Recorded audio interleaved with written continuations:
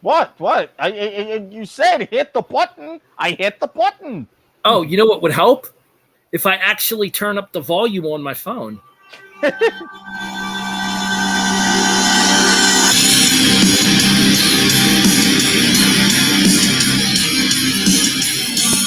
Okay, that'll work. Sorry about that, folks. Developmental difficulties we'll go with. Which is code for I done fucked up. Oops. Good evening, afternoon, whenever you happen to be listening, and welcome to the Broadhurst-Watkins Sports Report. Sports in black and white. The all sports edition. I am your host. I am the voice of reason and apparently not the DJ at large. My name is Erik Broadhurst. Joining me, as per usual, the DSDO, the HNIC of the American Whammy Media Podcast Division, and the executive producer. He is Erik Watkins. Don't quit your day job, Broadhurst. Well, I mean, in fairness, there's only so much I can do with Message from Sylvia's Alive, which once again brings us into tonight's episode. I think I'm kind of going to do that for each episode going forward. I'm going to give us a little soundbite of bands that I happen to be feeling at the moment, lyrics and stuff that speak to me. I know last week's really got to you as well with 10 Years as the Optimist. Yeah, but that one, that hit some internal notes, I'll say that. So this particular episode of BWSRAS, BWS RARS? BW Soror. Nope. No, we don't. Nope, that sounded way too close to something else. Nope. We don't. We do not want to be associated with SARS. Nope. Negative squirrel. Okay, forget it. BWSR All Sports, we'll just stick with the original version of it there, is dedicated to basketball. You may have noticed the swank Toon Squad t-shirt I happen to be wearing for this particular episode. The plan is to focus primarily on college basketball because both Erik and I are bigger fans of college basketball than we are of the NBA. However, you can't do a basketball preview without talking about the NBA at least a little bit, and as I understand it, hey guys, there's another Kyrie Irving thing. Okay. So for the NBA's version of Antonio Brown, yes, he's also had his latest shoe canceled. And all right, we get that, especially here at the Broadhurst-Watkins Sports Report. Oh, go ahead. On behalf of those listening at home, and if you are easily offended, trigger warning, anti-Semitism. I was about to say, we here at the Nana Network, Podcast Network, and the Broadhurst-Watkins Sports Report, Sports in black and white, believe in having fans and followers of all faiths, colors, and creeds. All of you are welcome at our network. Simple as that. Our table is open for you to sit at. Of course. Have a seat, have a drink, have something else that I can't mention because we're on YouTube and Twitch. But if you know, you know. You know. Yeah. That said, you get that people have a lot of diverse viewpoints and watch and see a lot of things, but you kind of have to be careful, especially when you're talking about grand conspiracies and anti-Semitism and things like that. Mr.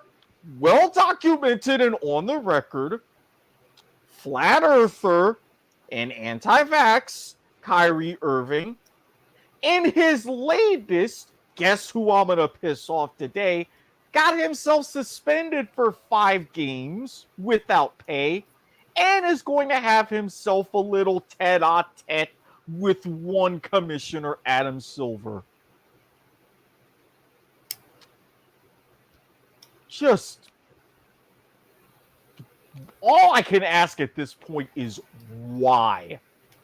Why? Why does a multi-million-dollar athlete feel the need to be an asshole? I believe I can answer that for you. And by the way, Kyrie, congratulations, and officially welcome to Aubergine of the Week. Why? because he thinks he's above the situations around him. He thinks much the same way that ye thought, and that ties into basketball as well with the closing of the Donda Academy. He thinks that because he is a celebrity of a certain stature, he can share whatever viewpoints and whatever situations that he feels he needs to let fly with and not have any repercussions for doing so. And people who do that tend to hide behind the term freedom of speech, air quotes. No, you do have freedom of speech. What you don't have is freedom from consequence. In other words, this is a classic case of a celebrity playing a very strong game of FAAFO. And if you don't know what that means, it means Kyrie fucked around and found out just how little his affluence will get him. The same video was shared by a couple of other people as well. However, one of those people that shared the video shared it off of a retweet from Irving, and then as soon as he realized the contents of the video, immediately removed it and issued an apology through the school. It was a collegiate athlete. Okay, so he is like, hey, whoa. Mea culpa. My bad. Which, if you do that as a retweet, but you immediately think, whoa, shit, and you see the optics and you fix it, I'm good with that. You learned quickly. That's a plus in my book. When it comes to Kyrie's situation, we're refusing to apologize, standing behind it, and then only apologizing once he realized that he wasn't going to get anywhere if he didn't. You guys like to quote the Chappelle Show. Mm-hmm. I like to quote Key and Peele. You done fucked up, A.A. Ron.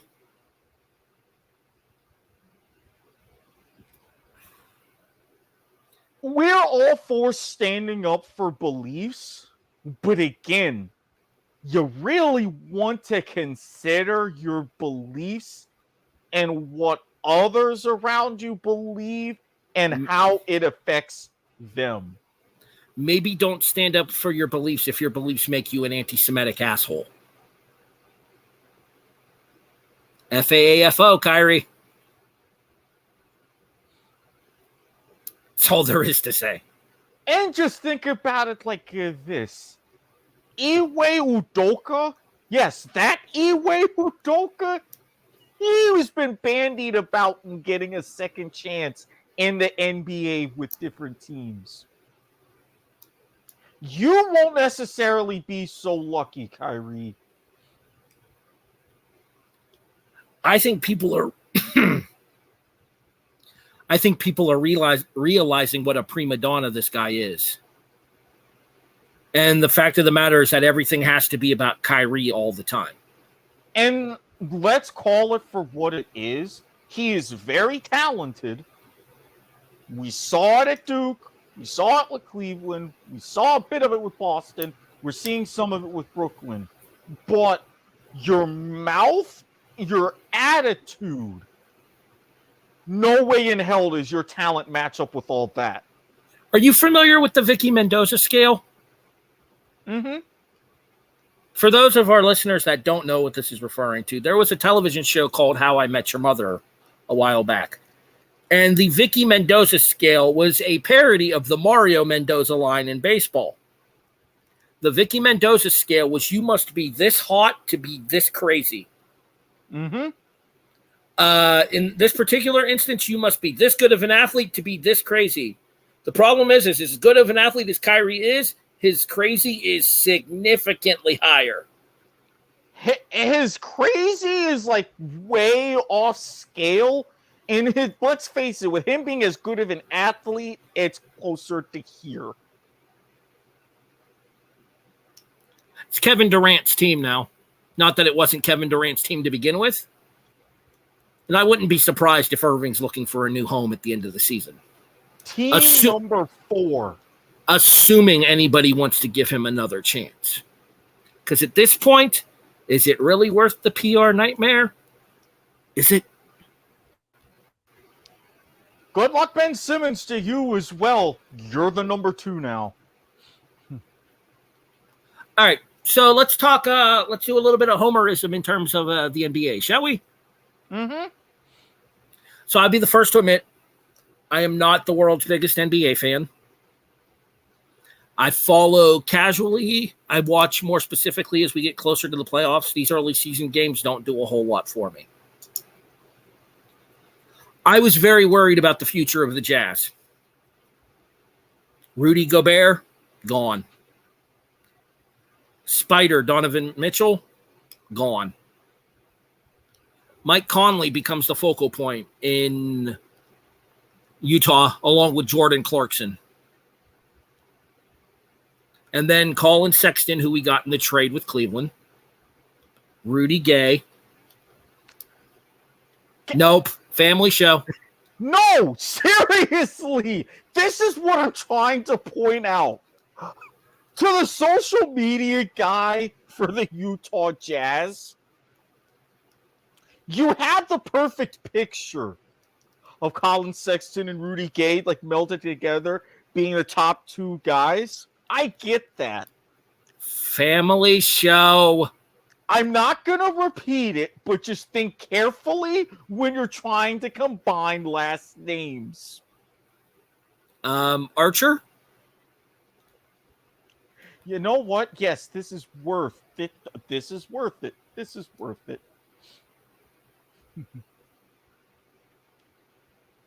Hey, phrase it. Yeah. The less said, the better. Do we not have that clip in our archive? No. Why not? You know what?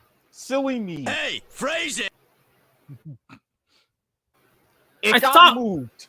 I thought it got transferred over to the BWSR archive. All right. Actually, Utah's 8-3 this season so far. Currently second in the Western Conference, I believe. As a matter of fact, one better. You've won your last two. You're now 10-3, tops in the West. Half of Portland. Huzzah! I thought it was a mistake getting rid of Spider. Gobert, I understand, had to go because of how badly he divided the team 2 years ago and the constant speaking out against management over the course of the last year. I understand Gobert had to go, and a lot of it had to do with the fact that there was belief that there was heat between Gobert and Mitchell, and it was one or the other, and apparently it was neither at this point. For the belief that the rebuild was on in Utah, well, apparently this young team has other ideas about that whole rebuild situation. Jordan Clarkson is looking like a superstar. Colin Sexton has proved to be worth the trade to Cleveland alone for Donovan Mitchell, in addition to the other two players in the 3 first-round draft picks. Fun fact, one of those other two players that we got from Cleveland, former Kansas Jayhawk Ochai Agbaji. Defending national champion Ochai Agbaji at that. Mutter, quarterfinals, Elite Eight, mutter. Look, I'm not as mad as I would be in other seasons. Elite Eight, we lost to the eventual national champions. Damn good year in my eyes. Well, not to mention your first ever Elite Eight. Exactly. So, a programmable progress under Jim Larinaga. Again, you give Coach L a healthy team, this is what happens. I'm just saying. Do I think Utah can sustain this pace out in the West? No. There are far too many firepowers out in the West that I do think will eventually overtake Utah. The defending NBA champions, Golden State, are out in the West, and Steph Curry's a threat to shoot from anywhere on the floor and hit. Team like Denver with Nikolai Jokic, the Joker. Teams like Phoenix, if they can get their shit together with their owner who had his own issues with racism, anti-Semitism, and such. Man, what is in the water in the NBA that these guys act like straight-up morons? I have no idea. You put me on a basketball court and go play for a couple of hours a night and give me tens of millions? I'm gonna sit down it's probably not the best idea for a different variety of reasons, but I'm not going to go ahead and do any of that. Your scandals will come out for obvious other circumstances. Man, you'd have lived it up in the glory days of the ABA. You'd have been right in your element. Man, what you talking about, especially in the early days of Vegas and everything else. Oh, man. Oh, boy. All right, so do I think Utah sustains their pace? Obviously not. They're 10-3. I think Utah could be a 50-win team this year, though. As the young nucleus continues to gel, if Clarkson continues to live up to the hype, because, man, that kid's looked good this year. If Rudy Gay can continue to lead the backcourt along with Mike Conley, a little bit of a veteran 1-2 presence in the backcourt, there is potential for Utah to win 50 games this year. Rebuild? No. Reload? Apparently. And even with the West? Oh, it's pretty clear. It's pretty clear most of the talent in the NBA lies in the Eastern Conference right now. Yeah, and this is what I'm saying. You have a 50-win season in the West. You're definitely playoffs, and I think 50 will be good enough to avoid the play-in tournament, which I have thoughts about. All right, Mr. Watkins, what are your expectations for the Heat this year? I mean, it's a slow start, 5-7, but given the East, I mean, I don't know. And I'm going to say that with the makeup of the team, with now everything going on in the dark cloud of the sponsor, thank you very much, FTX. Now, I'm going to see the update to see if they've officially gone ahead and renamed. It's not gonna be done for tonight, but it will be done in time for the next game, as I understood it. So, the good news is, even with Rui Hashimura in Washington, even with Trae Young in Atlanta, the division is doable. A 50-win season, even with Jimmy Butler continuing everything, I don't necessarily know. We're being hit hard with injuries early on. Dwayne Dedmon's day-to-day, Tyler Hero day-to-day, Oladipo, which I thought was a pretty good pickup in bringing him in, but that he's out. We could stay healthy, probably 45, 48 wins, see what happens in the playoffs from there, but that same magic in getting to the finals and everything in the bubble and being in contention, I'm not saying the window is closed, but looking at up-and-coming teams like Charlotte to Milwaukee and what they've done, it might be narrowing a teeny bit. Currently, Miami finds themselves outside of the playoff bubble. But it's barely at 5-7. It's only on a tie break. You guys, Philadelphia and Brooklyn are all 5-7 currently. But there's 70 games to play, so obviously plenty of season to go. Oh yeah, I mean, shot, but my expectations tempered. Early into the season, who's your biggest surprise in the NBA so far? Ooh. Now, see, this is kind of tough because if you look really at teams in the top, I would go on a bit of a limb and say Cleveland. I know now that you've got another year with Rubio and everybody else, you expected them to try to cash in on a little bit of a rise, but being up there and off to 8-4, I didn't see it that quickly. Well, I got two simple words to explain that to you. Donovan Mitchell. If anybody knows what 45 is capable of, it's me. So, my thing with Mitchell is it sucks not having him in Utah, But for anybody who thought that he was just a big name in a small market, similar to him being in Cleveland now, no. Donovan Mitchell is a fucking baller. You could put Donovan Mitchell anywhere in this league and he will succeed. Cleveland just so happened to be the beneficiary of Utah's fire sale in the offseason. Mm-hmm. You know who I'm going to go with the biggest surprise so far this year? The Lakers. I didn't think they'd be good, but I didn't think they'd be this bad either.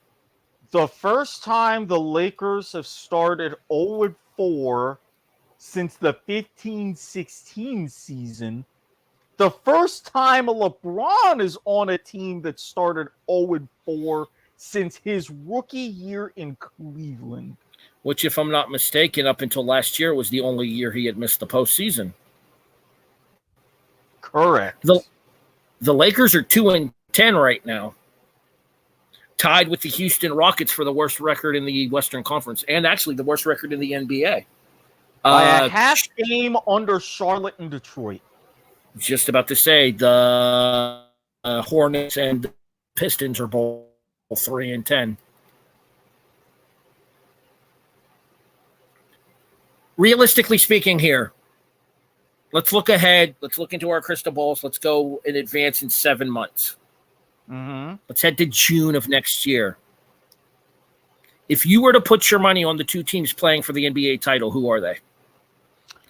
I personally, I'll give you a chance to think about it because I kind of sprung these questions on you last second. I personally, I think we get the NBA's dream matchup. I think we get Steph versus Giannis. I'm leaning towards Golden State and Milwaukee.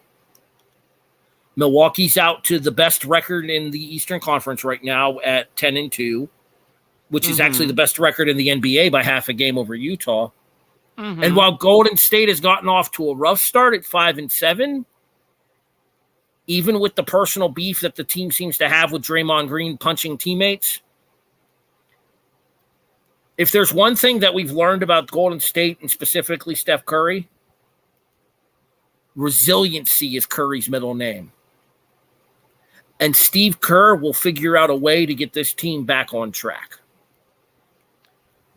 Now, when it comes to the two teams playing for the title, do I see Golden State making a run to the conference finals? Yes. Do I see Milwaukee making a run to the conference finals? Yes. I honestly think both of those teams get beat. To me, I see it as Boston versus Phoenix, especially with the Suns, with Devin Booker, just like you said, with resiliency with Golden State. Phoenix has a horrible taste in their mouth for how they were just bounced out with the quickness in the playoffs last year. In the conference semifinals by Dallas. Yeah. I think that they're going to be on a little bit of a redemption tour. And honestly, even with the start that Milwaukee has had, Boston being right behind them, cleaning up their messes, focusing everything on the court. Normally, I would say, with Brooklyn, with all of their talent and everything, no.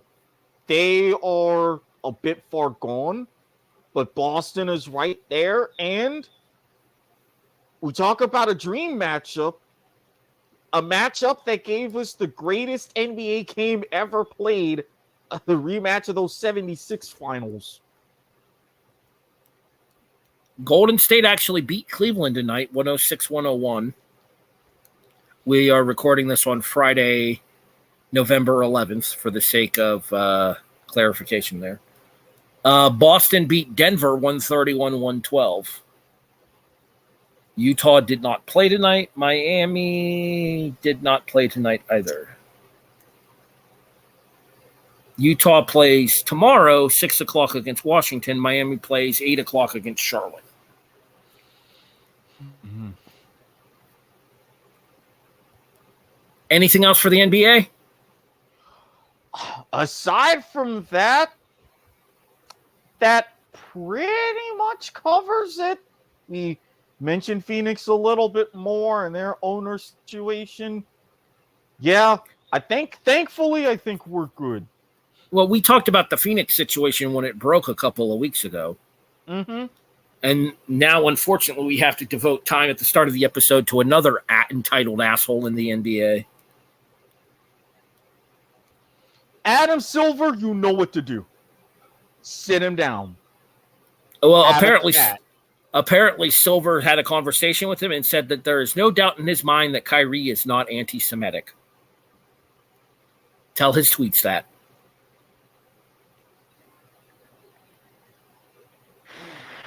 Story just broke on ESPN. I was just looking at it a few seconds ago while we were discussing NBA final stuff. Why? Why? Shall we go to the game where the name on the front of the jersey means more than the one on the back? Yes, please. Please. Yeah. Rock, Chalk, Jayhawk, where's our coach? Yeah. Those. I mentioned before that Kansas was very selfish last year, winning a national title. Mm-hmm. This year, they're selfless for the first 4 games, as Bill Self has been suspended for the first 4 games by the university due to repeated recruiting violations. Basically, the belief is this is the fallout of the whole situation with the story with Adidas that broke a couple of years back. Yeah, as if Adidas doesn't have enough issues still and now. That whole situation, I get it, but this is a word that's going to be another one of those after effects now that you've got NIL really taking hold. You still got to try to do things the right way, but I think with 4 games and stuff, 4 games to me was fair. I get it. I mean, the only concern for me is obviously we opened the season against Omaha, dub. We played North Dakota State last night, dub. We play, who is it in 4 days on Thursday? Trying to think who we play on Thursday. It's another out-of-conference opponent. I know who the Tuesday game is. I'm intentionally skipping over that. Okay. Who do we play after them? All right. So, no, that's, you said Thursday, the 17th? Might be Friday. Yeah, because, Southern Utah. Right. So, I mean, 3 of those first 4 games are nobodies, let's be honest. Mm-hmm. It took me 15 minutes to find the conference that Omaha's in. South Dakota State is in the Summit, for those wondering. Southern Utah, I believe, is in the WAC. They may be in the Big West. I want to say Big West. One of the lower majors out on the West Coast. Point being is it's that those 3 games there are cupcakes. Mm-hmm. Let's take you to the Garden on Tuesday night, 8:00. Actually, 7:00, I think. ESPN, Kansas, Duke. Oh boy. The only thing that gives me consolation in this game, and the fact that we're going to be taking on Duke in primetime without our head coach, is a story that we'll talk about here in a few more moments. I mean, honestly, we can kind of just segue right into it if we wanted to. Wait, where did you say that game was? Isn't it in the Garden, or did they move the Coaches Classic this year? Yeah, the State Farm Champions Classic. They moved it. You're in Indianapolis. Are we in the Hoosier Dome? Gainbridge Fieldhouse. The Pacers Air place. Yeah, basically the formerly Market Life Arena, I think. The point being, though, is that we are without our head coach for the biggest of our preseason games. We get him back just in time for the battle for Atlantis, which I think is over Thanksgiving weekend, if I'm not mistaken. 25th, 26th, 27th, I believe. We opened with NC State in that tournament, I think. They talked about it on the South Dakota State game last night that I watched before I went to bed. The only thing that brings me some solace in that is Duke has a first-year head coach themselves. I have to ask you, Eric, what do you think college basketball was like in the first year PE or PK, excuse me? It just naturally feels weird, and it's going to feel even weirder because did you also see the other big announcement before the season started? This is Jim Nance's last Final Four. Oh, yeah, I did see that. Ian Eagle's going to take over as the play-by-play announcer for the Final Four. I mean, it's going to take some time to getting used to. But I know with the kind of talent that Duke is still going to be able to recruit and Coach K left behind, there's still going to be this formidable force. They are 7th ranked for a reason. I get it. 8th according to Lindy's. So it just doesn't feel right. It's gonna just don't feel right. That's the easiest way that I can say it. I knew this time was coming, but it just don't feel right. But as long as I can beat them, then it won't matter how I feel because I'll feel fantastic. But that's for later in the year. Once we get into conference scheduling there. Yeah, to me, it's not college basketball without Coach K behind the bench, I think. Just because all of the big names, all of the coaches that we grew up watching are starting to go away now. Mm-hmm. Villanova. Jay Wright is out. Yep.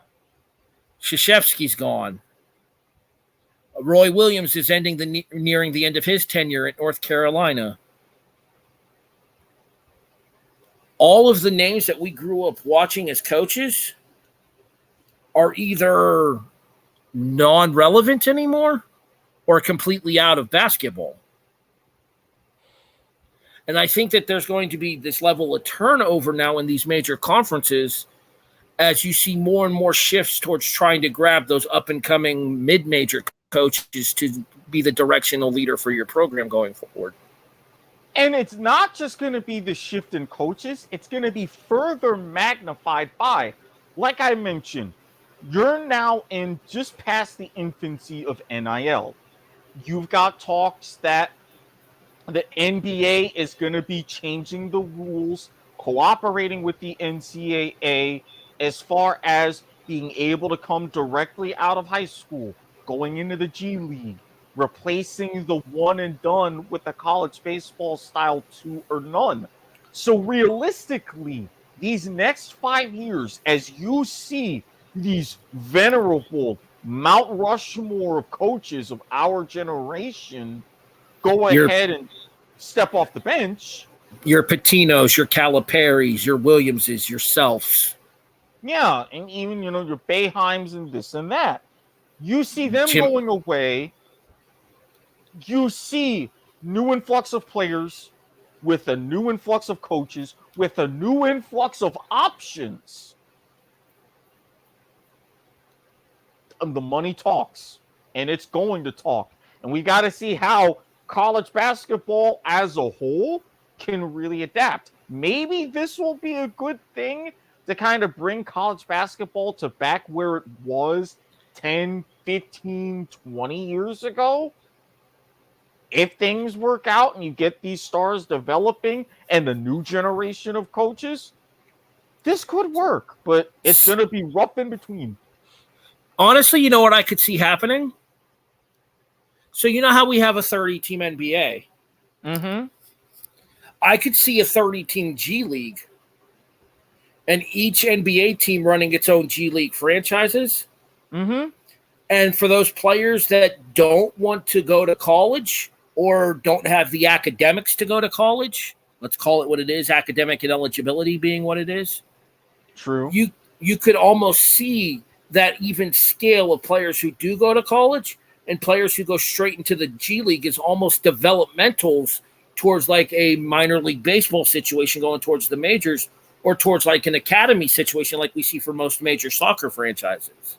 And that is exactly that plan the NBA has mentioned and Silver has mentioned.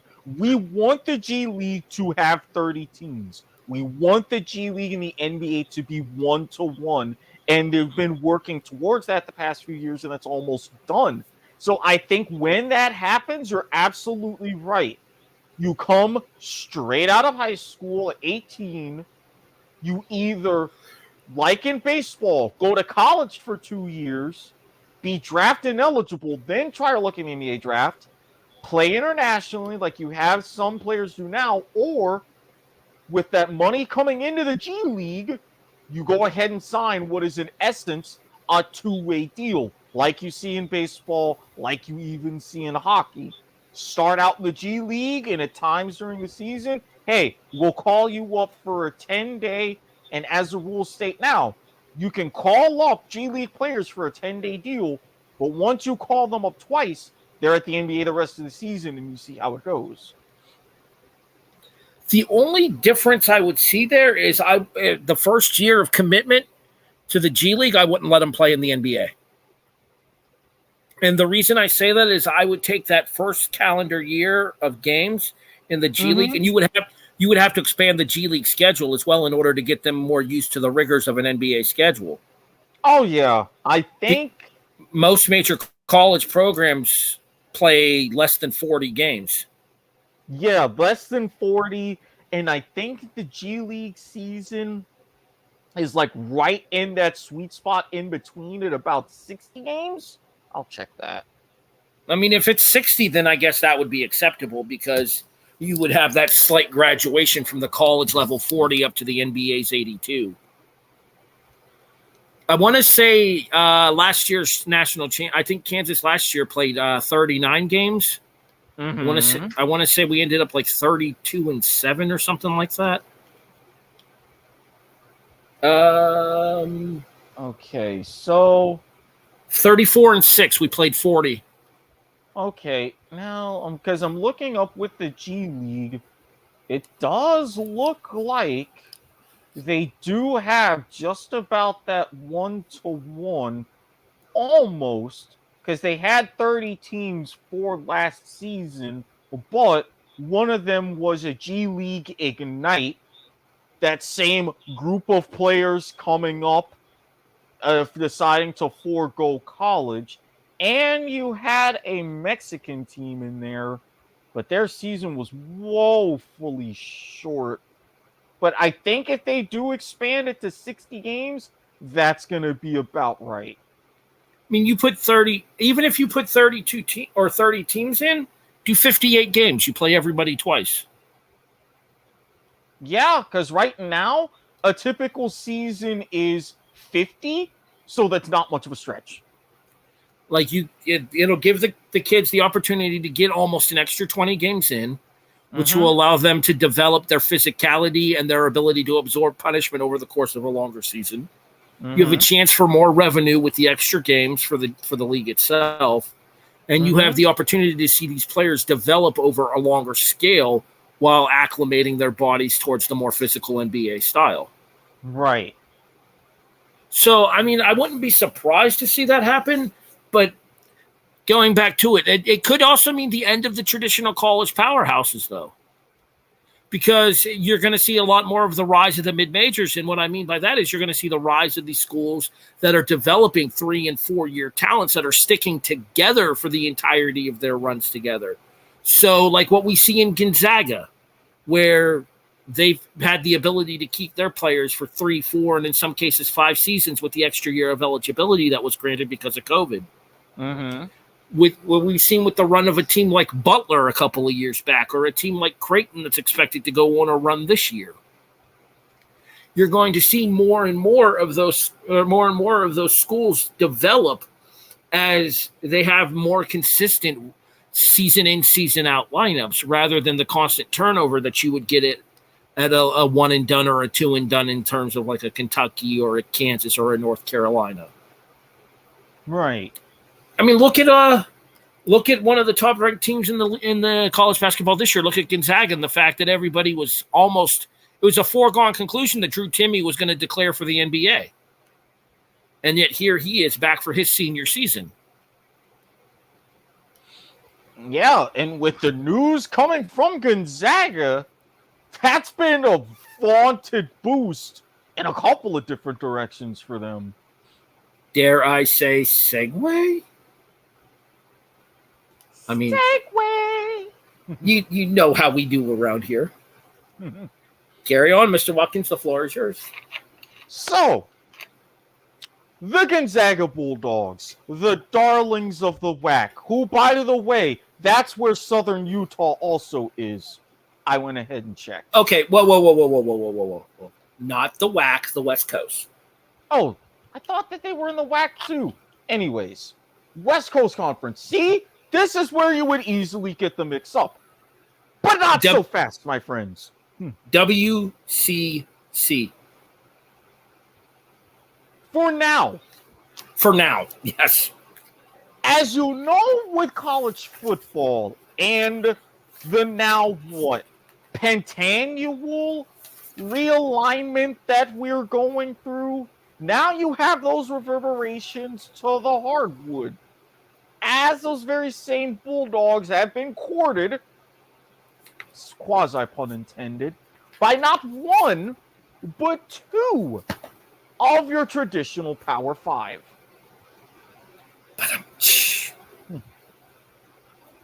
Well, why not?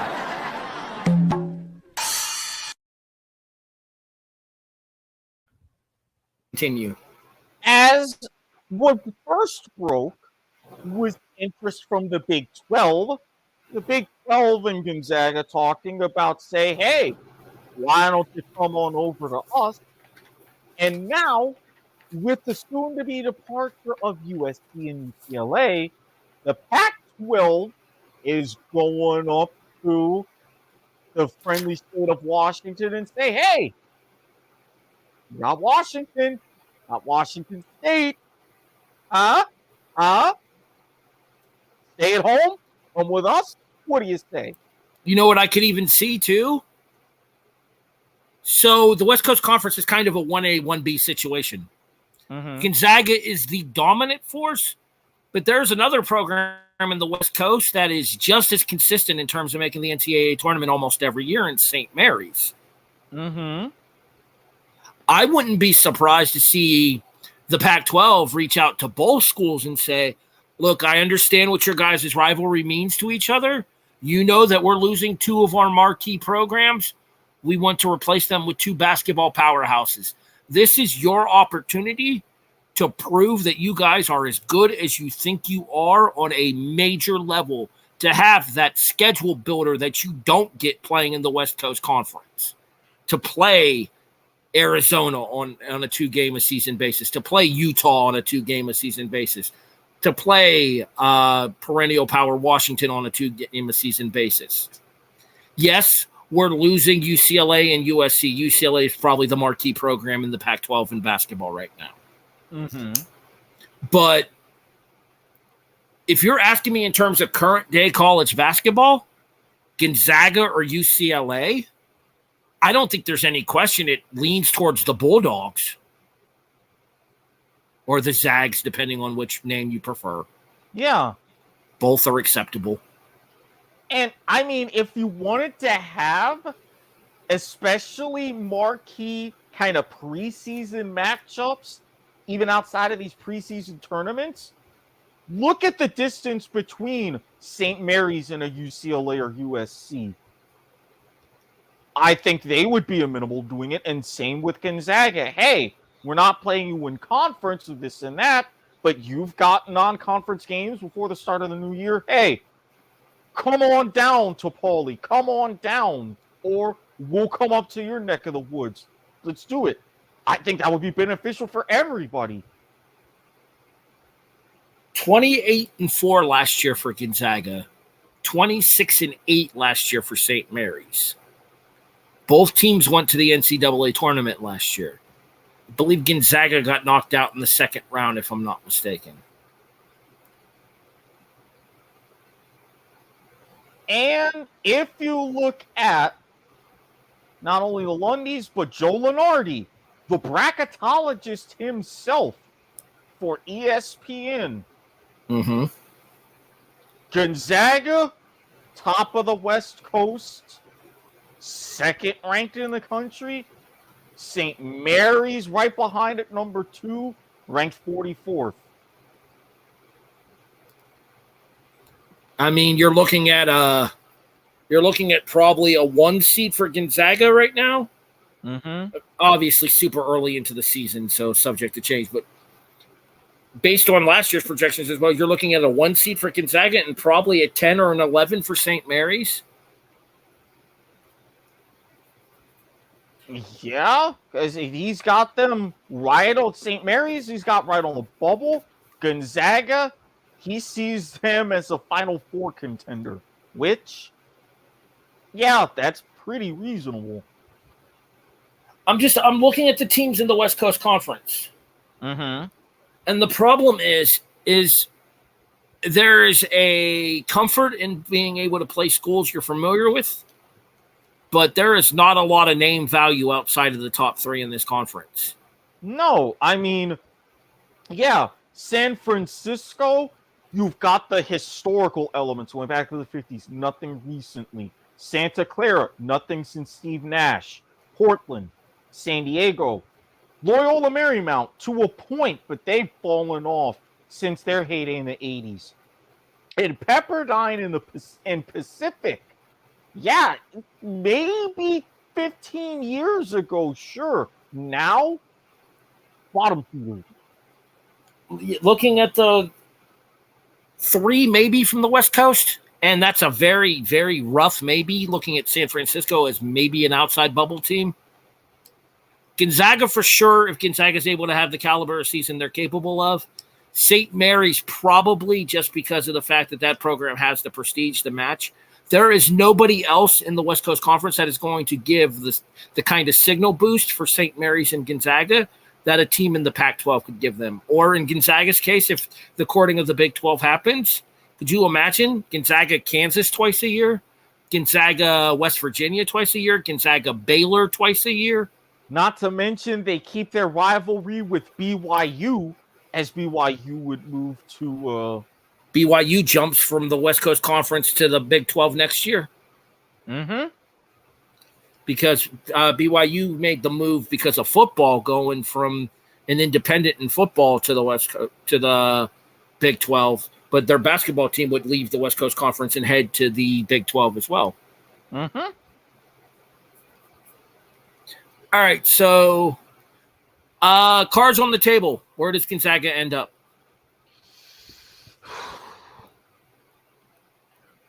I think for now they stay in the West Coast Conference. Go ahead. And the reason I say that is I think that there needs to be more development into research as far as what it's going to take to be able to support a program at the level of replacing a UCLA or a USC. Not saying that Gonzaga isn't a major program in college basketball, because it is, but I don't know that their facilities are up to Pac-12 standards or Big 12 standards. I'm going to be honest. The move doesn't happen realistically for another 2 years. Mm-hmm. I was originally thinking this could be their last season in the West Coast Conference, but they're going to kick the tires. Other teams will kick the tires as well. But I don't see them in the Big 12. I see them more in the Pac-12. Agreed. And because of that reason, as you had mentioned, facilities, if you were, and with basketball, it's in some cases easier, but still a factor when it comes to travel. If most of your in-conference games are at least within that same time zone, that money you're saving on travel you can take time to build up those facilities. And you could easily be in a case as Johns Hopkins with lacrosse. Normally they're a Division III school, but with their power and prestige in lacrosse, they play in the Big Ten. And the fact that they keep playing in that neck of the woods, that has allowed them to keep up Homewood Field, better practice facilities, everything else. I see Gonzaga making that move, but making it more sensibly. McCarthy Athletic Center, unofficially known as the Kennel, is the home of Gonzaga. Erik, care to guess how many people that arena seats? 7,500? 6,000. That's not going to cut it in the Pac-12. Nope. They're going to want to up that. There is talk reasonably at least 10. There is talk of potential expansion this offseason once the season ends, because I see a listing for a construction budget for 2022 for the athletic center. However, I'm not sure if that's for if that was already done or if that's coming at the end of this season. If it says for 2022, it may have already happened, because for the end of this season, that would be 2023. All right, I'm looking to see if I can see any expansions. I don't see any expansions for it.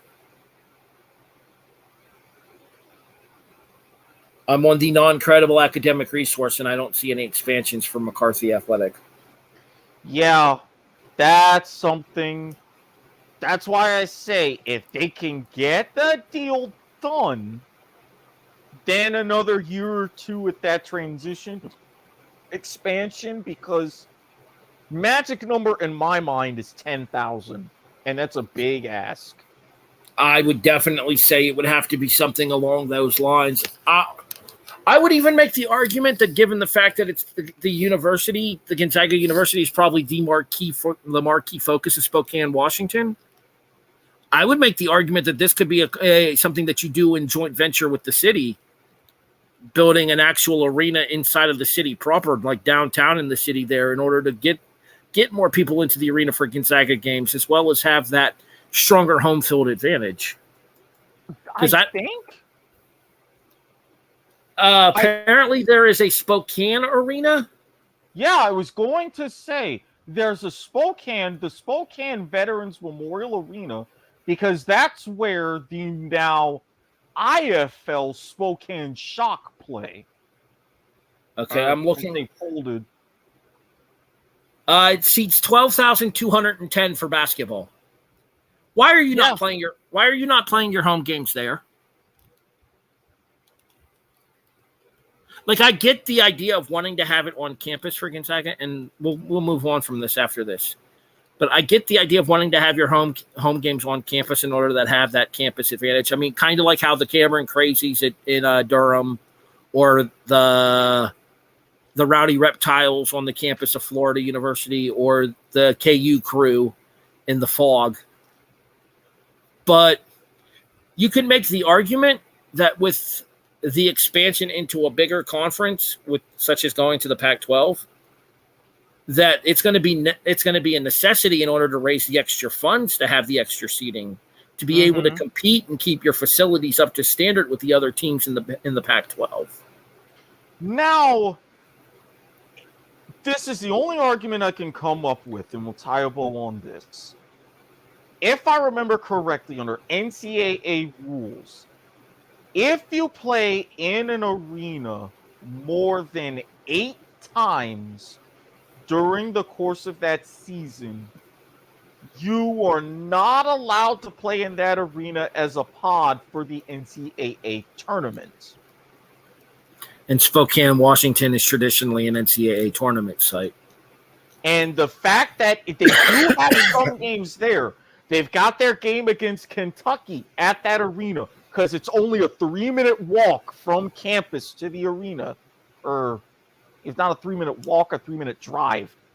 So it's right next door. But again, are you willing to sacrifice not playing the tournament at that site for something like that? To me, I think the sacrifice would be worth it. I think the revenue that it would draw in for the university on a game-in, game-out basis would outweigh the benefits of having that direct home field advantage, especially when you could just as easily play those home field games, those West Coast or those West bracket games in Seattle. Exactly. So for something like that, and if you do that, you can still have your on-campus arena for all kinds of other things, but you're saving money, you're making money. It's something to think about. Gonzaga has played 18 times in the Spokane Arena and are 12-6. Washington State has played 33 times.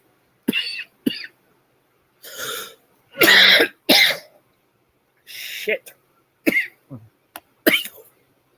Yeah, they've played, 33 times in that arena? And you would have to think it's a lot further from Pullman to Spokane than it is just that quick walk or that quick drive from university campus to that building. So, if you've got someone like Washington State playing 33 times, and I'm curious as to that record, 18-15. Gonzaga's won a higher percentage a game in fewer attempts. Gonzaga's 667. Washington State is 545. So there you go. You've got teams that's familiar, and if you figure at that record, you're practically guaranteed no worse than a split every year, or you beating Washington State at your arena every year, every other year. In-state rivals Washington State and Gonzaga have faced off against each other in the arena on 5 occasions.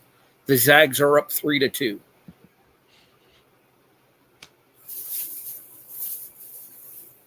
Okay, I think it's out there. It's out there. We're just saying. I think I'm less dead now. That's good. Because, yeah, you dying is not approved by management, especially on air. Can't have that happen. No. All right, we got one more news story before we get to our predictions, Mr. Watkins, and the floor is yours for it.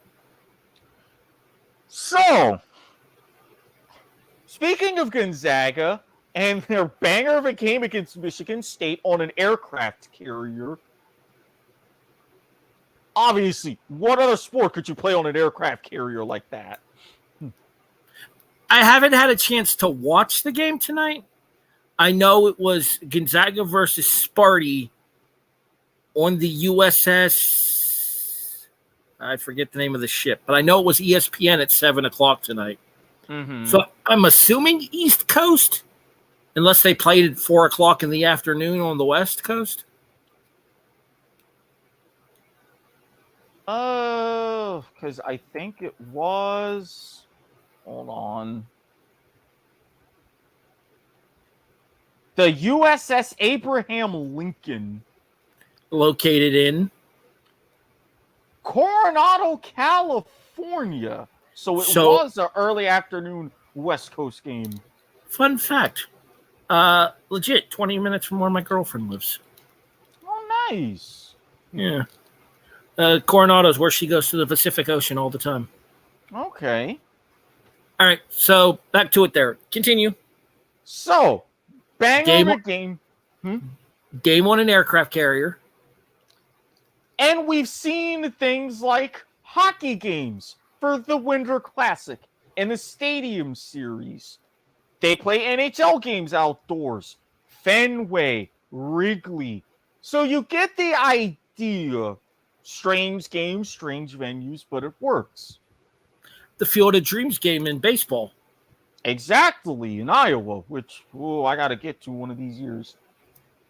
But a basketball game at a baseball park. I believe we call that basketball, and there was a movie about it. Yes, but you're not going to see anybody like, oh, geez, what were their names? It's been like so long. Like a Reamer going up with his lazy boy, making a shot against the LA Riots or the Dallas Felons. You're not seeing that. Wow, those team names are horrible in hindsight. I'm not even going to mention what they called with San Francisco. Leave that to your imagination. Look, different time. But they were hilarious. Not necessarily family or common conversation friendly in 2022. Yeah, but hey, at least when Bob Costas and Al Michaels were reunited, their first game when they were both on the NBC crew for Sunday Night Football, even they knew the shtick. Because they said, Bob himself said, that it was the first time that he had worked with him since basketball. Didn't repeat the line. Very good idea, but still a hilarious line.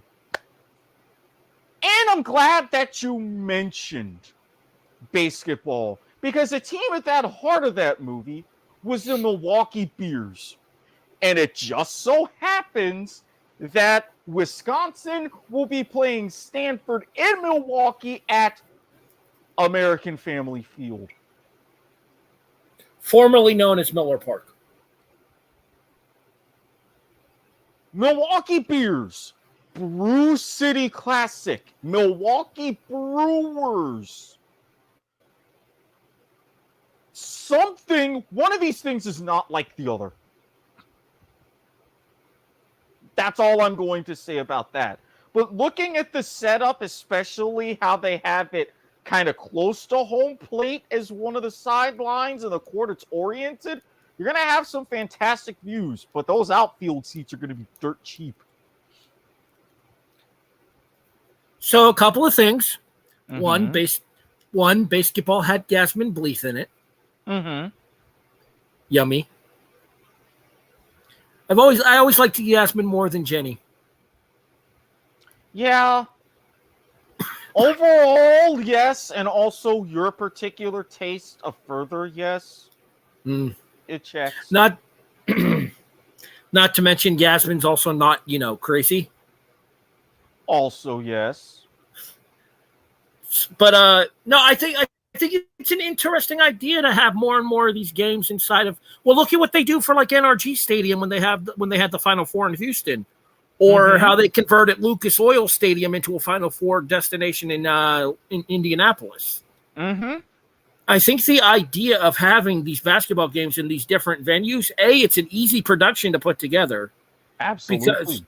Because you can definitely fit a basketball court within the designated spaces of pretty much any major baseball stadium. The only issue would be the mound and the elevation they're in, so you would kind of have to try your best to avoid that. Because the mound being slightly above the standard regulation field and everything. Yeah, and you, especially since you're having them in baseball's off season, you can dig out the mound. It'll be a pain, but you can. That's true. You could resurface it and then put it back into place in time for the season as well. That's true. But like for football stadiums, like I was just talking about with like NRG or Lucas Oil and stuff, we've seen the elevated court setups there used and then selling arena seating around where once they set the courts up and stuff, ringside, and then the actual stadium seating too. Right. You've seen the conversion of traditional hockey arenas. You just put the boards down over the hockey ice and you can play basketball inside of there. Basketball, I would argue, is the easiest of the four to play in any of the other venues. Because there are certain ones that just don't translate. Like hockey outdoors is difficult to put together. You have to have the right circumstances, the right settings, and the right equipment in order to be able to pull it off. We saw what happened at Lake Tahoe versus what they did beautifully at the Ralph in Buffalo. Then you look at football. Football's going to require too much space to be played in a baseball stadium more often than not. The exception being the game in the Pinstripe Bowl at Yankee Stadium being one of the main exceptions. And doesn't Fenway Park host a bowl game as well now? Fenway Park does. They also hosted Boston College. And the latest iteration of a Yankee Stadium, those dimensions were specifically taken into account for having a full regulation football field. In order to be able to fit a full football field in there for the Pinstripe Bowl. Mm-hmm. Makes sense. Hockey, you could kind of fit into any of the other four, but the visualization on hockey loses a lot in larger stadiums because hockey is more of an up-close and personal kind of thing. Mm-hmm. So I feel like basketball is probably the easiest, not only to set up in any of those stadiums, but also to film in any of those stadiums as well, because it requires a lot less space than any of the other four do too. Mm-hmm. I like the idea of having the unique venues for games, and especially in like preseason games here, because not only is college basketball about the opportunity to grow with your teammates and everything and to have that student athlete experience, but it's also about the adventure of college as well. And one of the cool things about that is having the different circumstances that life can throw at you. And in this instance here, having to adjust to the elements in a game. Oh, yeah. And how often do you get to say you will play these particular games at college at all of these special spots? Exactly. It's a once-in-a-lifetime experience, part of that college experience that you're either paying for or that you've gotten your scholarship for. It's an opportunity to have these kind of adventures that most traditional people are never going to get to experience. You ready to make some predictions, Mr. Watkins? Let's do it. All right. We'll start in the Atlantic Coast. We'll do the Big Five, like the football Big Five, and then we can chime in with like other teams and stuff after that. Okay. We'll start in the Atlantic Coast here. And overall number 1, North Carolina right now with the return of Armando Bacot. Duke is currently in the top 10 as well. Syracuse is projected to do well this season too. Do you see a particular front runner out of the group, or is there somebody else that you think might capture the attention of the country with a deep run? I'm honestly looking at North Carolina, knowing what they did, sending out Coach K on an L last year. They're going to carry that and saying, all right. Not just once, but twice. Exactly. Excluding in the Final Four. The ACC tournament championship game and then the Final Four. And didn't they beat it? Or no, not in the ACC tournament because Duke won the ACC tournament. The final regular season game in Cameron. Mm-hmm. North Carolina went into Cameron and beat them the last what was it, Sunday of the season, I think? Continue. So they know they've got the momentum along Tobacco Road. They're going to use this, and even though Duke is still going to be that power, it won't be exactly the same. They won't run away with it, but I can't see too many people stopping North Carolina from winning the ACC title. I can't. I actually do see somebody stopping North Carolina from winning the ACC title. I'm going with Virginia. And the reason I'm going with Virginia is because Coach Bennett returns all 5 starters from last year's team. That, if I'm not mistaken, went to the Elite Eight. Yeah. And whom, correct me if I'm wrong, were national champions 2 years ago? Yes, because it was the year after they got knocked out in the first round by UMBC. So 2019, I believe. Yeah, because it was Virginia in 2019, Baylor in 2021, Kansas in 2022. Mm-hmm. So I'm saying Virginia wins the ACC this year, and especially since Coach Bennett has all 5 starters back. I think North Carolina's right up there, and I wouldn't be surprised to see Carolina beat them in the ACC tournament. But I think the regular season crown goes to Virginia. I can see Virginia winning in the regular season, and from what the bits I've seen from my Canes, too early to tell, yes, but staying together, staying healthy, sleeper pick in the ACC, probably a run to the ACC semifinals. I can definitely see that for my team.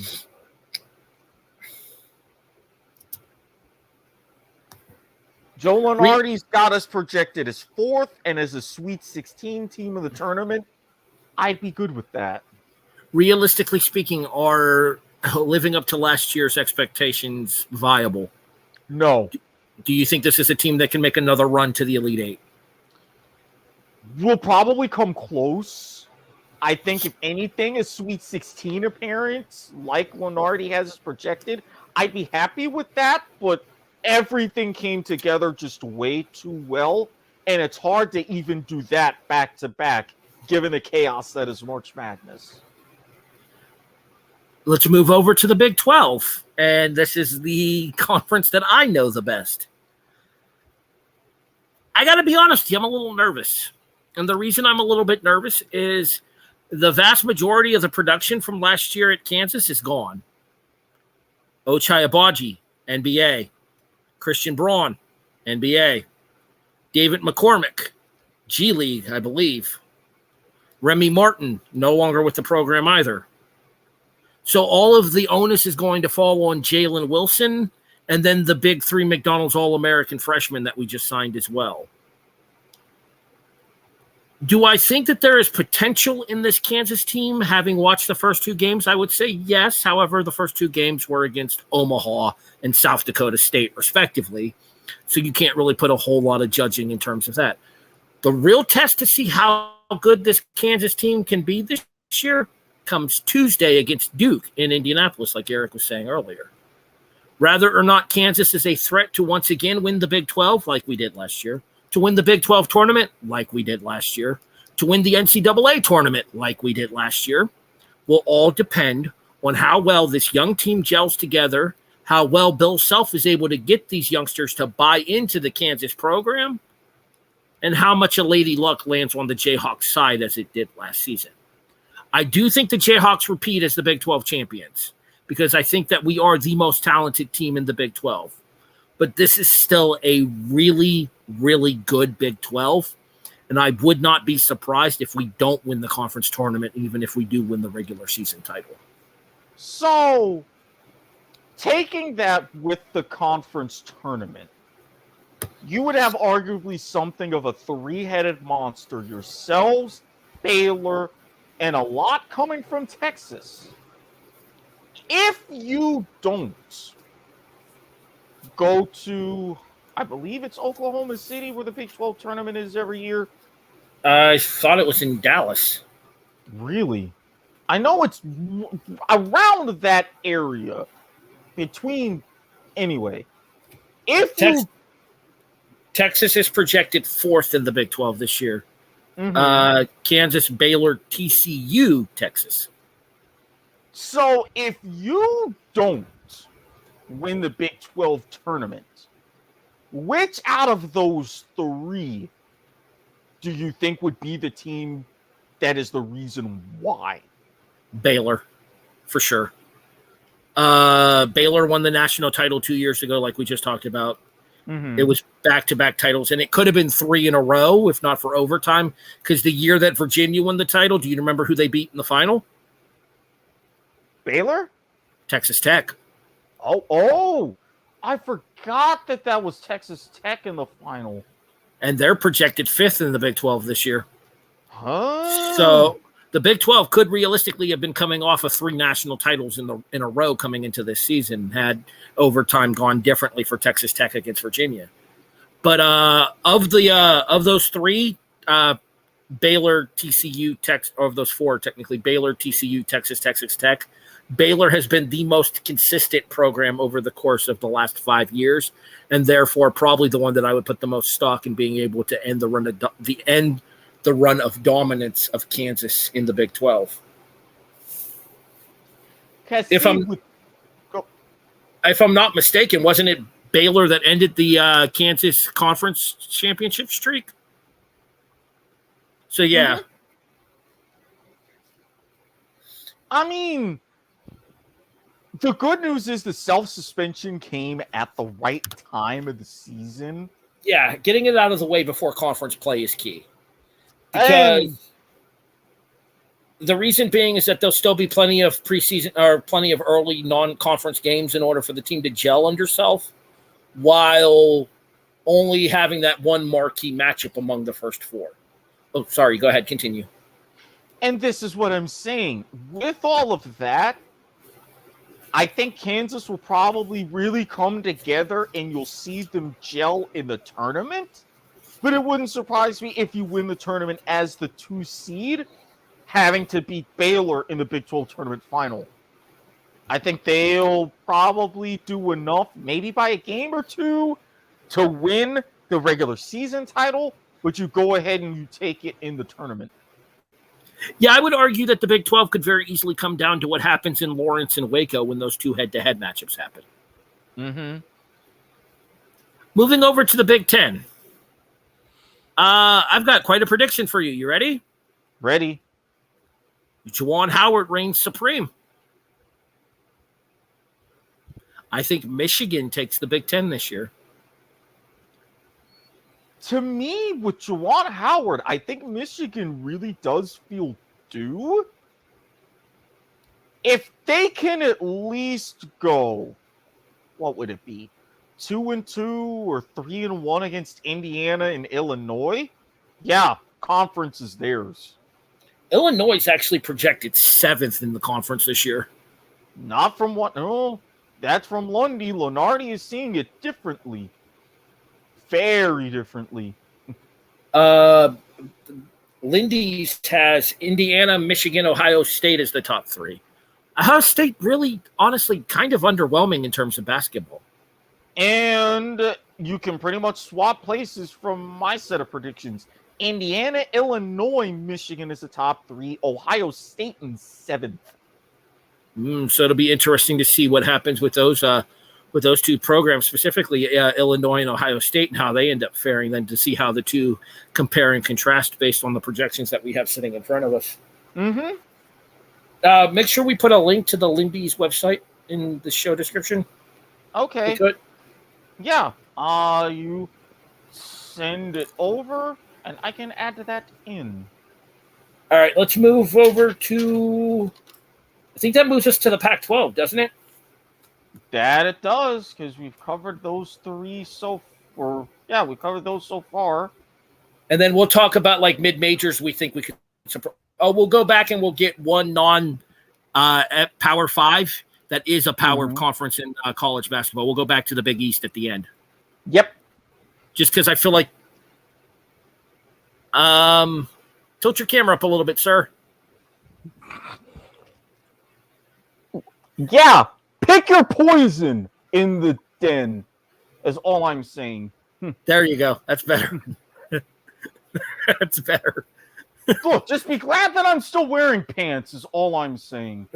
Your point of view, folks, know what I'm talking about. Goodness griefus. All right, moving forward. Pac-12. Be a hell of a going away present for UCLA, wouldn't it? One for the road. I think UCLA has to be the favorite, especially with Johnny Juzang coming back for his senior season. I mean you could see Arizona sneaking in, but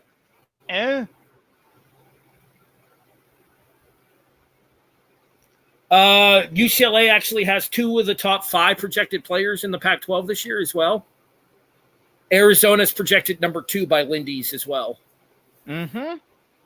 Arizona, Oregon, USC are the top 4 behind UCLA. UCLA, Arizona, Oregon, USC, Stanford as Lunardi's top 5 of the conference. Colorado over Stanford for Lindy. For 5th. But, I mean, honestly, I think this is one for the road for Pauley Pavilion. And although, did you see that the Pac-12 is now trying to block the defection of USC and UCLA to the Big 12 to the Big 10? Given Gavin Newsom as head of the Board of Regents for the California system and the Pac-12, and Bill Walton, UCLA legend, coming out and opposing the move, it's going to be an ugly fight. Very ugly. This could get interesting. It's entirely possible that USC and UCLA may not make the jump next season. And honestly, geographically, it doesn't make any fucking sense for them to do so. Their closest opponents. Nebraska. And that's 2 time zones over. Yeah, Nebraska's in the central. Mm-hmm. And then that's not counting all the cross-country flights that they'd have to take in order to play teams like Rutgers and Maryland.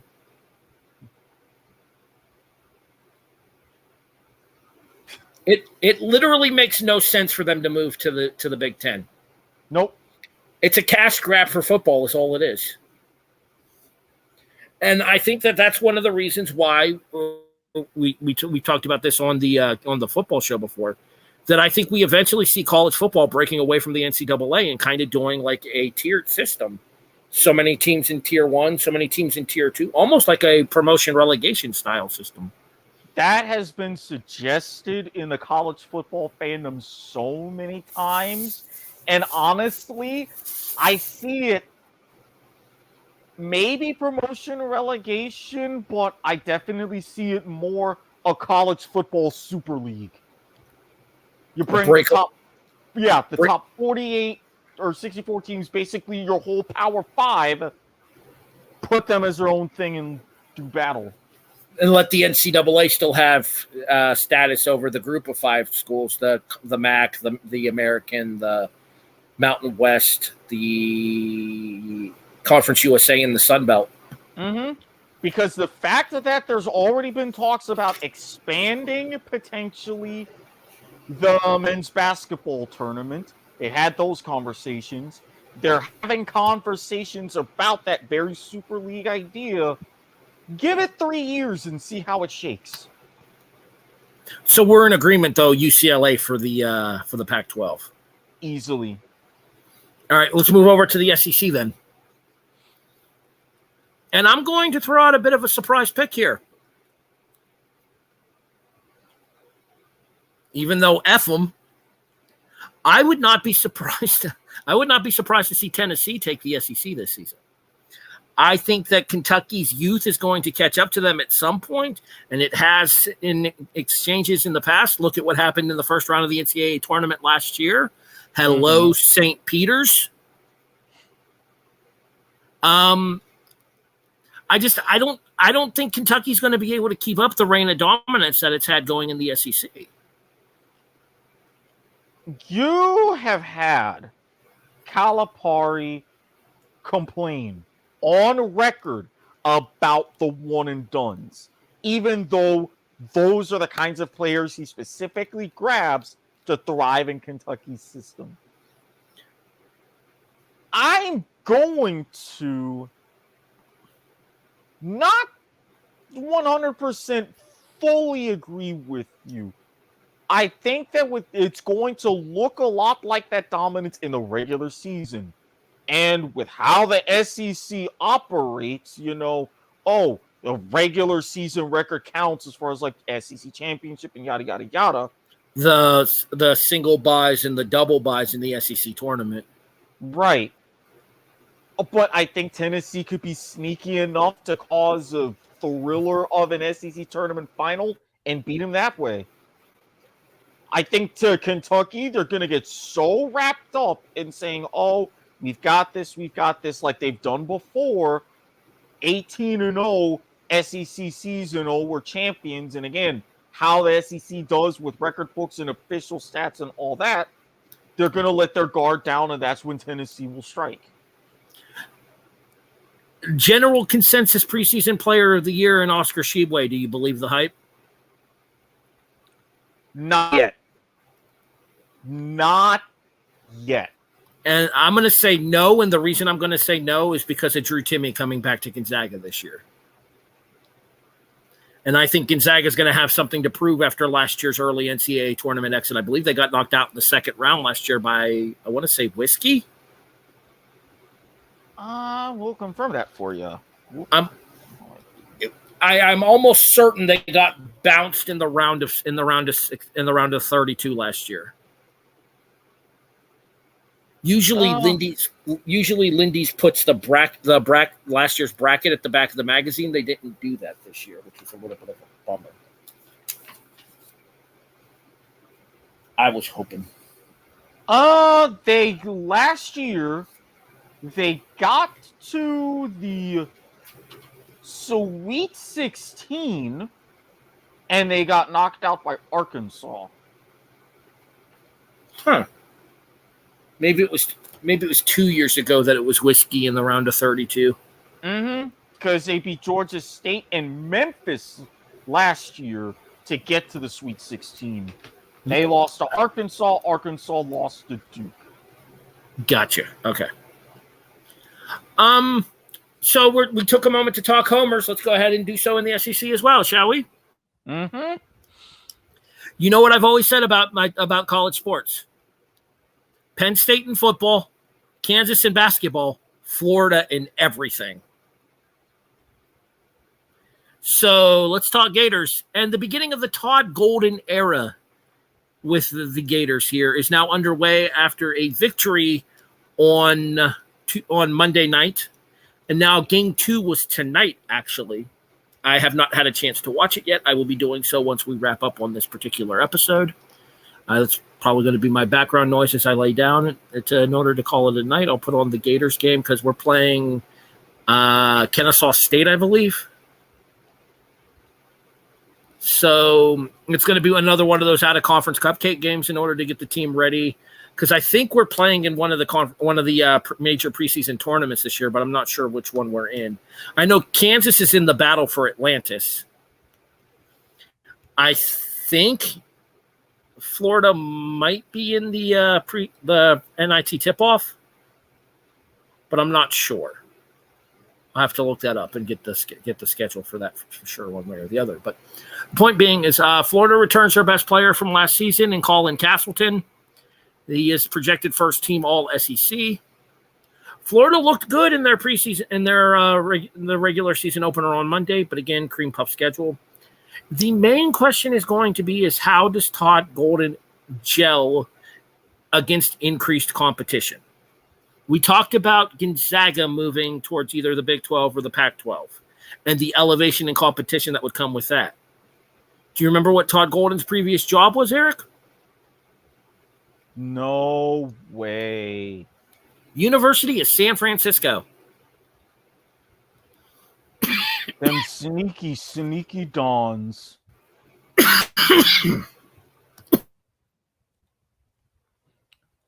Yeah, so with this one, and I will say preliminarily, you're off to a good start.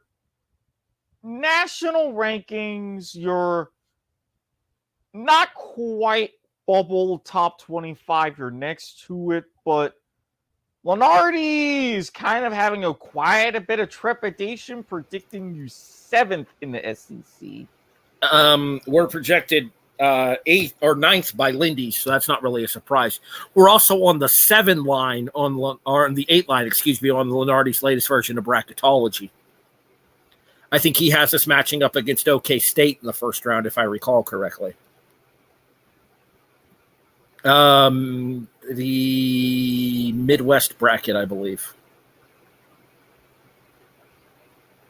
It might be the South, but regardless, I'm fairly certain the last time I looked at Lenardi's bracketology, and I want to say it was like the October 4th update, or not the November 4th update.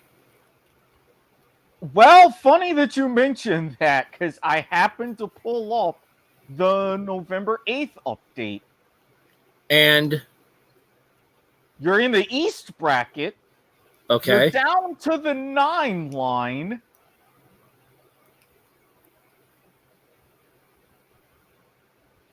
He has Miami of Florida versus Florida in the 8-9 match.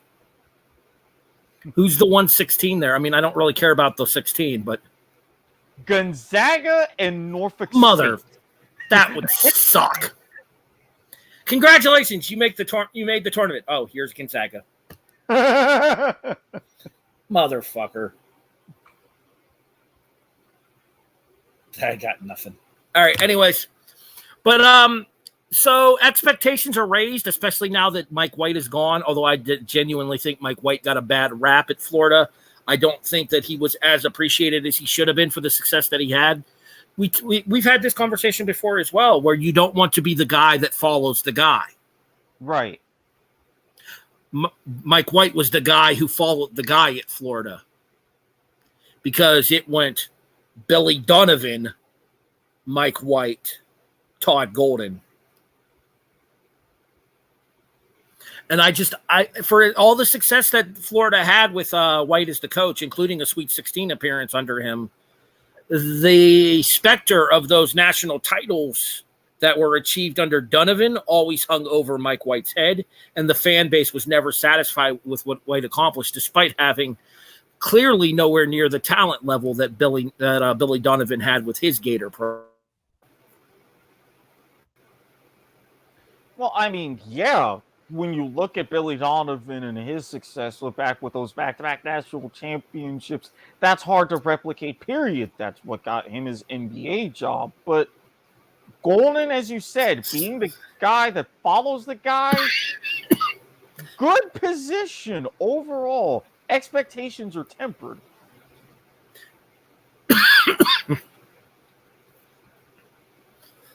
Head back to the Big East, Eric. So let me pull back up and go to the Big East. See what Lombardi's got in mind. Creighton as the Final Four contender. Villanova, Xavier, UConn. Lindy's has Creighton fourth in the country. National ranking 13th for on ESPN's listings. So slight difference, but you said Creighton, Nova, Xavier, UConn? Yep. Flip Xavier and UConn for Lindy's. UConn 3, Xavier 4. Okay. I think Villanova's way too high. And the reason I say that is I think that they're going to experience the fallout of not having Jay Wright in charge of that program anymore. But how low do you think they'll go, though? 4th, 5th. Okay. I don't think they're going to... That puts my mind at ease because the Canes are playing Providence in the Hall of Fame tip-off, and it's like, oh, they're projected 6th in the Big East. Good. I have Providence 5th, just ahead of Seton Hall. They have St. John's 5th, Providence 6th, Seton Hall 7. I have St. John's 7th, and then Butler, Marquette, Georgetown, DePaul. Marquette, you want to bet Butler, DePaul, Georgetown for me. You want to bet Butler's missing the Missouri Valley at this point? Let this be a lesson, Gonzaga. Bigger tier conference, smaller tier performances. Yeah, going from a heartbeat away from a national championship to, oh yeah, now you're in a legit OG basketball powerhouse. Even in this incarnation, times are tough. Legitimately, Butler was the back of the rim off of a 47-footer away from winning a national title against Duke.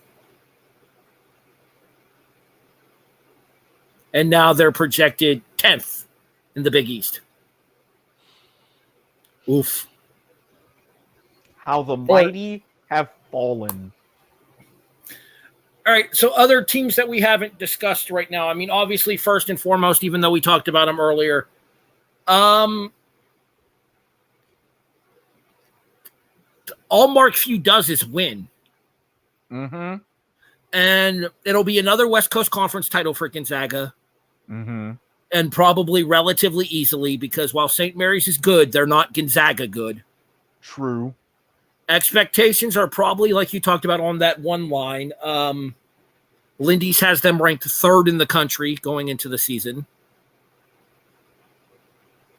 ESPN second. I haven't had a chance to watch tonight's game against Sparty, but I will do so once we're done on air here tonight in order to see what happens. Worth it. Well, I told you I was watching that Davidson game a couple of days ago when they went into double overtime and won 102-97. So, one of the cool things about ESPN Plus is the ability to just go back and check out random basketball games. Mm-hmm. Like sometimes you pick a good one and sometimes you pick a blowout, and that's okay. But so we talk Gonzaga there; they're going to be up there. Widely speculated that the return to form of Houston out of the American this year, in the last year before they jumped to the Big 12. Lindy's has them ranked second in the country. Yeah, Lenardi, pretty much the same. He's got Houston as one of his 1 seeds. Doesn't say exactly. Probably third overall. Yeah, I am going to scroll. Oh, and there we go. Yeah, fourth as a matter of fact. Real quick before we move any further, Creighton wins the Big East. They barely survived UConn in order to do so. I'm with you there. Creighton, tough road, but they've got that little bit of a distance. Again, UConn maybe is a scare, but I don't think it's necessarily as close as you do. Especially if they meet in a tournament final, I could see Creighton low double digits, like a 62-52 sort of a situation. That's fair. I'm more projecting regular season titles tonight. And for regular season, I think it's Creighton. Yeah, probably 2 games. Over the course of a 20-game seat, over the course of, I believe the Big East plays 20, because there are 11 teams, so it's 10 versus everyone, if I'm not mistaken. Mm-hmm. I'm saying, yeah, Creighton probably goes 17-3, 18-2 in conference, and takes the Big East regular season title by probably 2 to 3 games. Oh yeah. Other teams to talk about here. All of the other members of the Lindy's. Let's do overall top 10, like how Lindy's, and you can give Lenardi's. Going into the season, the overall top 10 for Lindy's were Carolina 1 with the return of Armando Bacot, Houston 2, Gonzaga 3, Creighton 4, Kansas 5, Indiana 6, Michigan 7, Duke 8, Kentucky 9, and Baylor 10. All right. I've got to look because they have these sorted by conference. And for Lenardi, Kentucky 1, Gonzaga 2, North Carolina 3, Houston 4. And I got to see the rest because there's Duke at 10. And I got to go conference by conference here. Thankfully, I get to skip a lot of them. He doesn't have an overall top 10 listing? Mm-mm. Baylor 5, Kansas 6, Texas at 8. And I get to keep going. UCLA 7, and then Tennessee 9, Duke 10. And Arkansas, surprisingly, right behind at 11.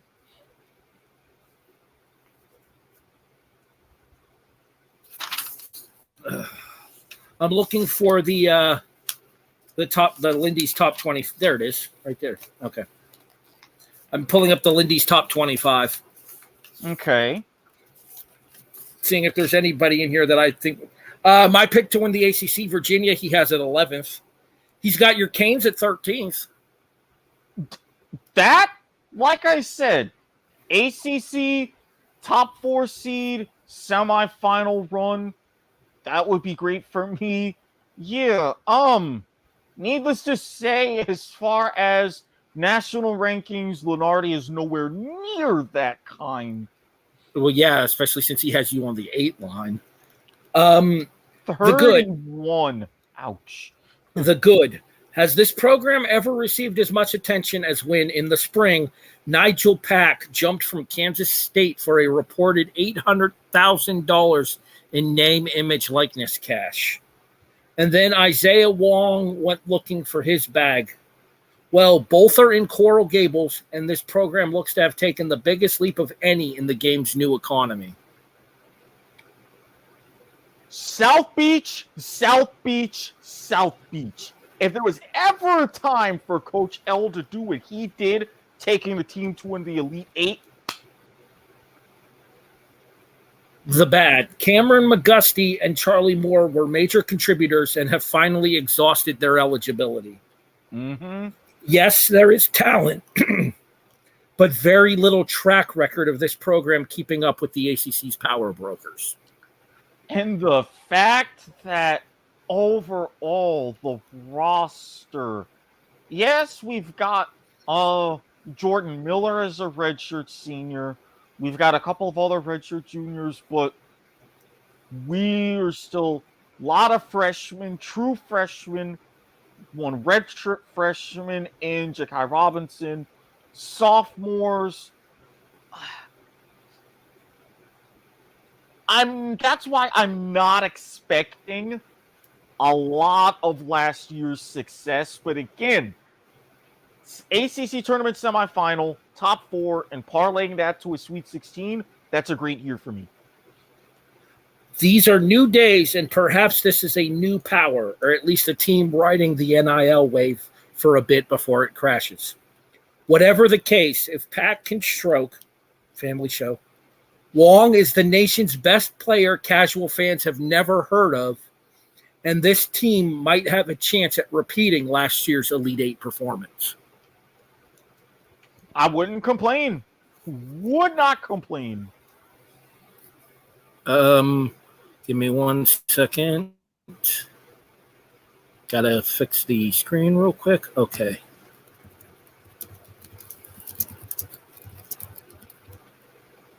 All right. Check your show message. All right. And then see that and get ready to put a wrap on this here. Mid-major, you think could make some noise? Who's this year's St. Peter's? I know it's tough. I know it's tough to project things like that, just because you're not necessarily sure who's going to do what and how much of an opportunity they're going to get to do so. Because I'm looking at some of these, just going off this super early bracketology, and it's like, all right, if this is how the tournament shakes out, who would I have as a sleeper?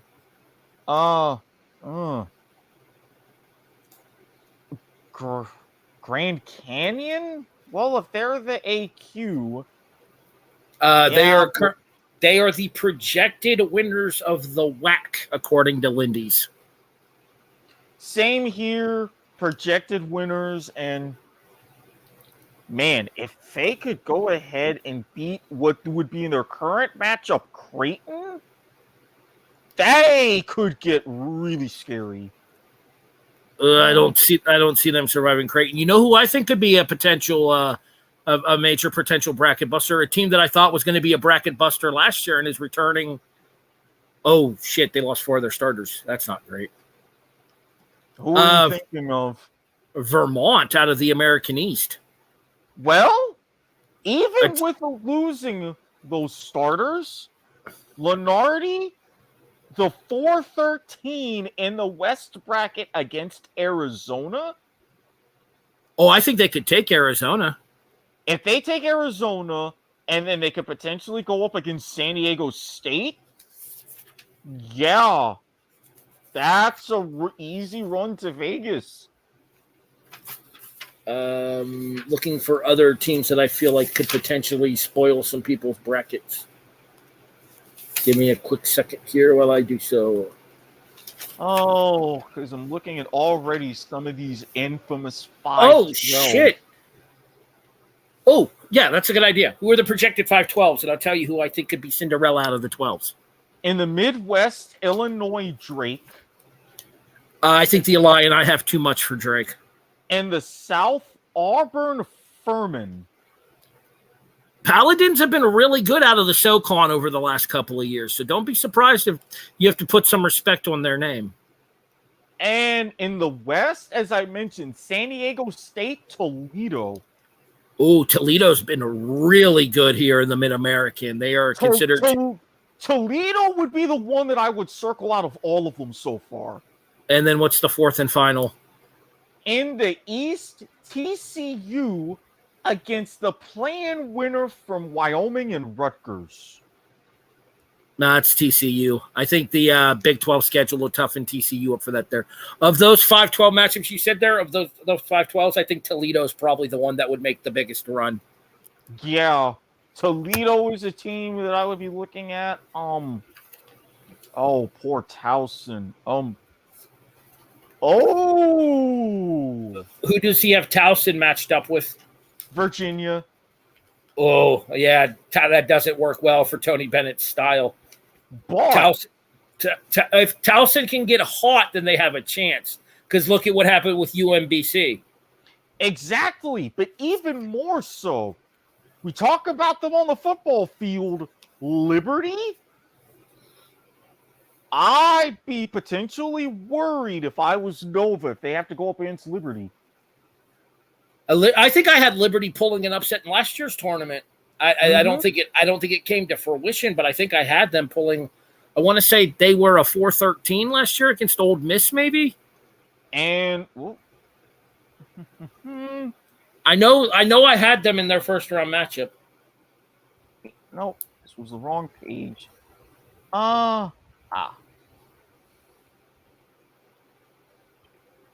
While Erik looks that up, I will remind you that you were listening to the Broadhurst-Watkins Sports Report. Sports in black and white. A presentation of the Not a Network podcast. You can find us online at Not a Network Pods on Twitter, twitch.tv/AWP Podcasts, name change forthcoming, and by searching for the Broadhurst-Watkins Sports Report on YouTube. Liberty wasn't in the tournament last year. Really? Was it 2 years ago? I'll have to look that up. Yeah, but if there's still the case here,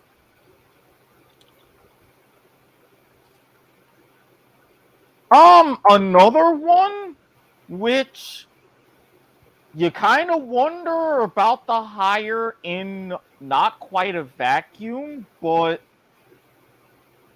if this is the case, especially if the bracket shakes out in a 3-14 matchup like Lenardi has, Iona against Tennessee.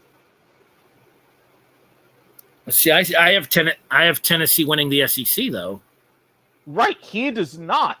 He has them in, but he has Kentucky winning the SEC, obviously. Mm-hmm.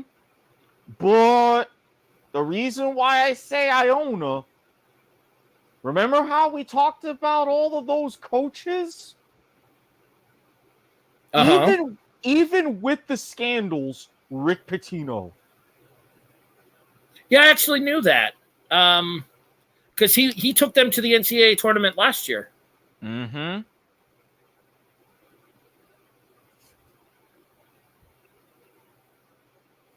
When said opportunity allows for you to do so, check your messenger. Alrighty. And I think that's going to about wrap us up. Because we are coming up on 110 minutes, and I don't want to go any further than that.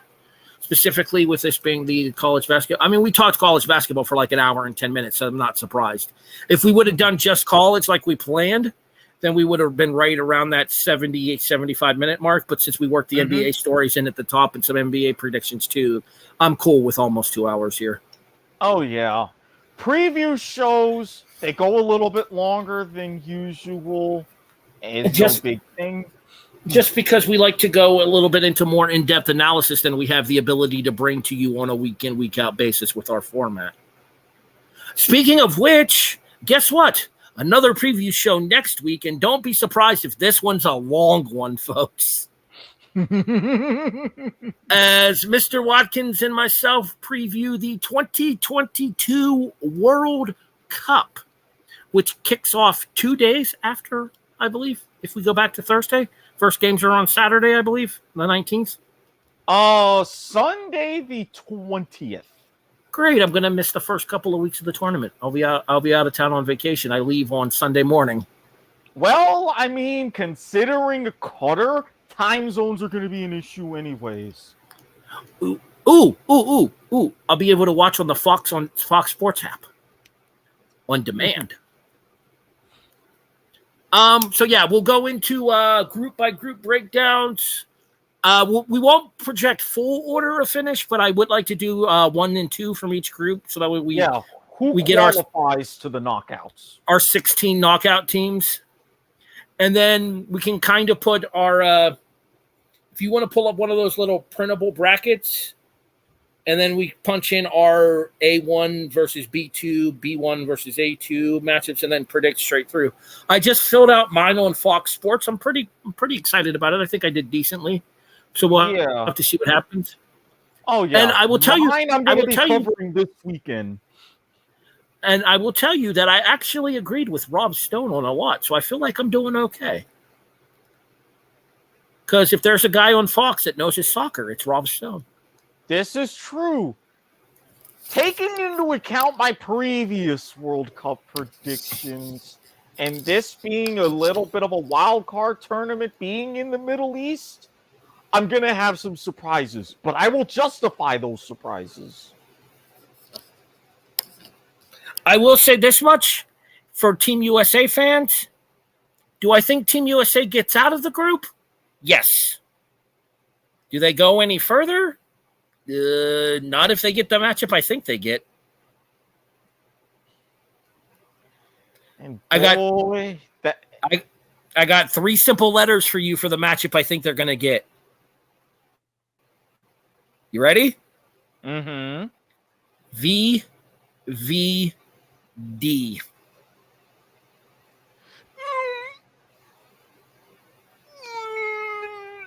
I officially sense the U.S. running into the Netherlands in the round of 16. Nope. The Low Countries are too good. No. Bad. No. Send it back. We'll get into more details next Thursday when we come back here to the Broadhurst-Watkins Sports Report. Sports in black and white. He's Erik. I'm Harry. Thanks for listening, everybody. We'll catch you guys next week. Have a great week, and we will be back to you next Thursday to talk NFL college football, and then in the aftermath, the 2022 World Cup preview here on the Broadhurst-Watkins Sports Report. Thanks for listening, everybody. We'll talk to you next week. Talk to you next week. Thank you for listening to the Broadhurst-Watkins Sports Report. Sports in black and white. A presentation of the Not a Network Podcast Network. Available online via most major streaming services.